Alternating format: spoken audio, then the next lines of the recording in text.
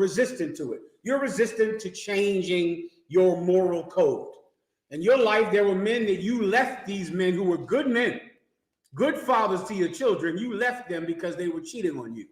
And you went and married another man who was a child molester, or another man that beat you half to death and molested your children. You see, you had a upside down and backwards moral code. You didn't know right from wrong.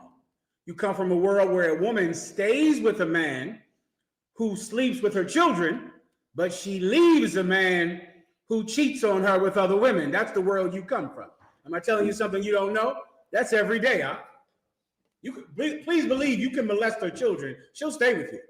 But if she finds a phone number in your pocket from them girls at the club, I know that's an old reference, but if she finds Instagram accounts where you look of you pushing a like on a picture, she's going to leave you for that. It's just her moral code. It's how she grew up. This would be different in another country where they knew that a man had the right to have more than one woman, but they would have some other morality that they make up that's arbitrary, that everyone has to follow. In the UPK, your wife is actually learning God's moral code. She's learning right from wrong. Now, there'll be a transition because you grew up your entire life thinking that it did not matter what a man did. He could molest your children. He could beat you. As long as he didn't cheat on you, you would stay with him. Now, I can tell you the basis of why that tradition, why that moral code is so important in America. If you would ask her, would she like to hear that? I can tell you that if you want. Or I can just go straight to how do you fight it? Either one. You just let me know for a second, all right? Whenever she answers, you tell me, please. Okay, anything else? It was how to fight it, sir. This is what you do. You fight it. Gracias. You fight it the same way that you fight anything that you want to do that you have decided not to do.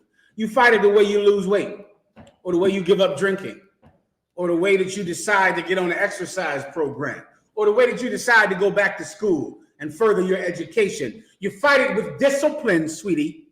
That's what you do. You fight it with discipline. How do you do any hard thing in life? Now, the problem is if you don't ever do any hard things, it's going to be very difficult for you to do this thing because you live a life of pleasure and getting whatever you want and doing whatever you want, eating whatever you want, drinking whatever you want, smoking whatever you want, having sex with whoever you want. And so now this thing that requires discipline will be more difficult for some women than others because you don't have discipline. But if you have some discipline, even though you grew up in a society where you accepted child molestation but did not accept cheating on you, if you have some discipline, you can fight this. You fight it with discipline, sweetie pie. Discipline. That's what you need. How do you force yourself to do anything? How do you get your black ass up and go to work every goddamn day? How do you do that? Do you want to go every day? Are there some days when you don't want to go? And you still get up and you get dressed and you clean yourself and you get out the door. That's how you accept your man having another woman. Discipline. You read the